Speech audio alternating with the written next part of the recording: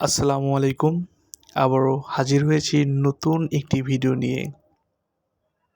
আমরা উপভোগ করতে এসেছি আজ সৌন্দর্যকে নিয়ে। আমাদের এই দেশটা এত সুন্দর এবং এত মনোমুগ্ধকর, যা না দেখলে বোঝা যাবে না।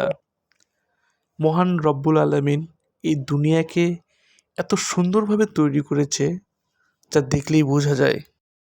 জায়গাটা থেকে হয়তোবা আপনারা বুঝতে পেরেছেন এটা কোন জায়গা। হ্যাঁ, এটা সিলেট।